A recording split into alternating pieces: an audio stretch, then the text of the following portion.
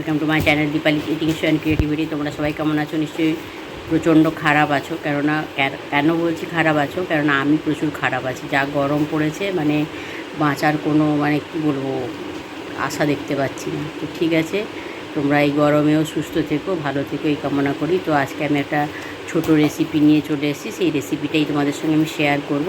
তো তাহলে চলো আমি রেসিপিটা শুরু করছি, তোমরা দেখতে থাকো। আর পুরনো বন্ধুদের অসংখ্য ধন্যবাদ আমার সঙ্গে থাকার জন্য। আর তোমরা এইভাবে আমার সঙ্গে থেকো। আমার ভিডিওটা অবশ্যই কিন্তু লাইক করে দেখো, আর কমেন্ট করো একটা ছোট্ট মিষ্টি, আর বন্ধুদের সঙ্গে শেয়ার করো, যাতে বন্ধুরাও এটা রান্না করে খেতে পারে।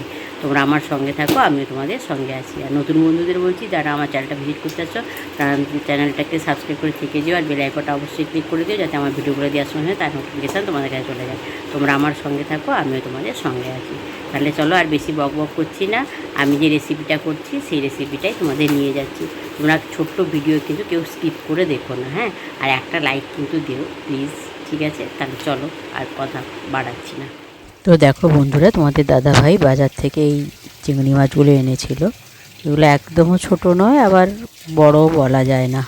সেই চিংড়ি মাছগুলো আমি তোমাদেরকে একটু দেখিয়ে দিলাম। আর এই যে আমি এই চিংড়ি মাছটা রান্না করবো, তার জন্য একটু বাটনা করে নিচ্ছি।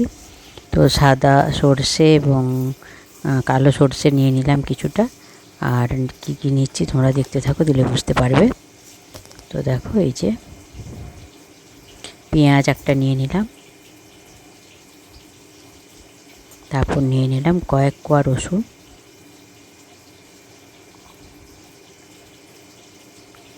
রসুন, নিয়ে নিলাম, আর নিয়ে নিলাম কয়েকটা কাঁচা পাকা লঙ্কা।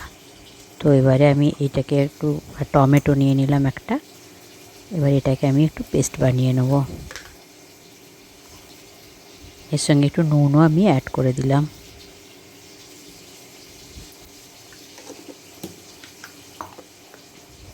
তো তারপর দেখো, এই যে চিংড়ি মাছগুলো খুব ভালো করে বেছে নিয়েছি। চিংড়ি মাছে তো কিছুই থাকে না, শুধু খোসাতেই সব চলে যায়। তো দেখো, খোসাতেই চলে গেছে বেশিরভাগ, একটুখানি চিংড়ি মাছ বেরিয়েছে। যাই দেখো, এগুলোকে ভালো করে পরিষ্কার করে নিয়েছি, কেননা চিংড়ি মাছ ভালো করে পরিষ্কার না করলে না ওটা থেকে অ্যালার্জি হতে পারে। তো এবার এই চিংড়ি মাছগুলোকে দেখো ভালো করে ধুয়ে বাটিতে নিয়ে নিয়েছি, আর বাটনাটাও একটা বাটিতে নিয়ে নিয়েছি। তো এবারে চিংড়ি মাছে আমি নুন আর হলুদ দিয়ে মাখিয়ে নিচ্ছি। নুন দিয়ে দিলাম, এরপরে দেব হলুদ। আমি যেহেতু পরে ভয়েস দিচ্ছি, তাই আগে থেকে বলতে পারছি। তো দেখো, নুন আর হলুদও দিয়ে দিলাম। এবারে এই যে বাটনাটা বেটেছিলাম সেটা দেখাচ্ছি তোমাদের হাত দিয়ে, যে এই বাটনাটা বেটেছিলাম। তো দেখো, এই বাটনাটাকে এবারে আমি কি করব, ওই ভাবছিলাম এই বাটিতে নিয়ে নেবো, তারপর ভেবে দিলাম না, ওটাতেই যখন বাটনা আছে তো ওটাতেই আমি চিংড়ি মাছটা নিয়ে নিই। তো ওটাই চিংড়ি মাছটা নিয়ে নিলাম। তো এর সঙ্গে আর কিছু জিনিস আমি অ্যাড করব। দেখো, দুটো গোটা লঙ্কা, এই লঙ্কাগুলো কিন্তু আমি চিড়ে দিয়েছি। আর দিয়ে দিলাম কিছুটা পরিমাণে সরষের তেল।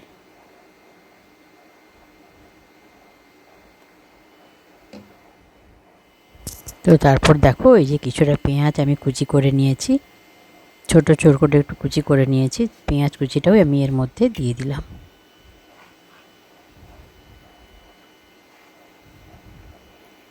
দিয়ে তারপর এটাকে হাত দিয়ে ভালো করে মেখে নিচ্ছি। আর লঙ্কাগুলোকে না আমি হাত দিয়ে একটু ভালো করে চেপে চেপে ওর ভেতর থেকে, মানে লঙ্কার যে বীজটা ফাটিয়ে দিচ্ছি, বীজ আর ওর যে মধ্যে ঝালের ভাবটা যাতে এই তরকারিটায় ঢুকে যায়, তাই জন্য আমি হাত দিয়ে একটু ম্যাশ করে দিচ্ছি লঙ্কাগুলোকে। তো দিয়ে দেখো, ভালো করে হাত দিয়ে কিন্তু এটাকে মেখে নিচ্ছি। এটা কিন্তু খেতে খুব সুন্দর হয়েছিল, অপূর্ব স্বাদের হয়েছিল। তো তোমরাও এরকম করে খেয়ে দেখতে পারো, দিলে দেখবে খুবই ভালো লাগে। আর এই একটা তরকারি দিয়েই কিন্তু তোমার ভাত খাওয়া হয়ে যাবে, আর অন্য কোনো তরকারি লাগবে না। তো দেখো, হাত ভালো করে আমি মেখে নিচ্ছি। এটাকে কিন্তু ভালো করে একটু মাখতে হবে, নাহলে এটা টেস্ট হবে না। দেখেই বুঝতে পারছো, এটা ছোটো বাটিতে ধরে গেছে, মানে খুবই অল্প, বেশি ছিল না, মানে বেশি নয়, অল্প করেই করেছিলাম। তো দেখো, এটা মাখানো হয়ে গেছে। এবার এটাকে আমি ঢাকা দিয়ে রেখে দিয়েছিলাম কিছুক্ষণের জন্য, যাতে মশলাটা ওই মাছের মধ্যে ঢুকে যায়। তো দেখো, তারপরে এই যে একটা কড়াই বসিয়ে দিয়েছি উনুনে। এই যে মাছটা আমি বাটি থেকে এটার মধ্যে ঢেলে দিলাম। তো আমার মোবাইলের ক্যামেরাটা না একটু খারাপ হয়ে গেছে, তাই ছবিগুলো ঠিকঠাক আসে না। এখন দেখছি একটু হালকা কালার এসে যাচ্ছে, কেমন কখনো ঝিলঝিল করছে। তো এখন তো মোবাইল কেনার মতো অবস্থায় নেই, তাই এই ক্যামেরাতেই আমাকে চালাতে হবে। তোমরা একটু দেখে নিও, একটু কম্প্রোমাইজ করে নিও। তারপর দেখো এই যে আমি বাটি থেকে ভালো করে মুছোটা দিয়ে দিলাম। তো তারপরে ওই বাটি ধুয়ে একটু হালকা একদম কম জল দিয়ে দিলাম একটু, দিয়ে এবার আমি একটা ঢাকা চাপা দিয়ে দেবো। তো তার আগে আমি মনে একটু সর্ষের তেল দিয়েছিলাম। তো দেখো মনে হচ্ছে না ওই দুটো একটা লঙ্কাকে ভেঙে দিয়ে দিয়েছি, কাঁচা লঙ্কা, আর দিয়ে দিলাম কিছুটা সর্ষের তেল।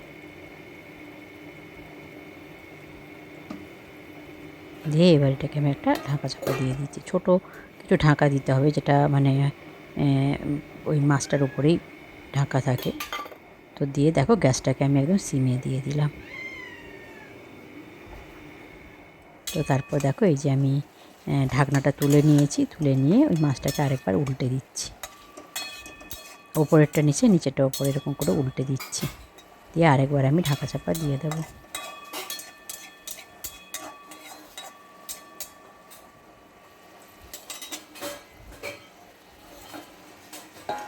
তো দেখো আরেকবার ঢাকা চাপা দিয়ে দিলাম।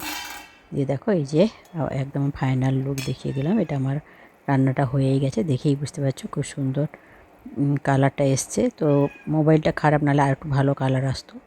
তো দেখো আমি একটা বাটিতে নিয়ে নিয়েছি। তোমরা অবশ্যই কিন্তু কমেন্ট করে জানিও যেটা কেমন হয়েছিল। কিন্তু খেতে দারুণ হয়েছিল, সেটা আমিও বলছি, আর দেখো আমার যখন মেয়ে খাবে তখন সেও বলবে। যেহেতু পরে ভয়েস দিচ্ছি তাই এটা আমি বলতে পারছি। তো ও একটু আচার নিয়ে নিচ্ছে। তো তারপর এখান থেকে একটু মাছ নিয়ে খেয়ে ও বলে দেবে যে কেমন হয়েছে।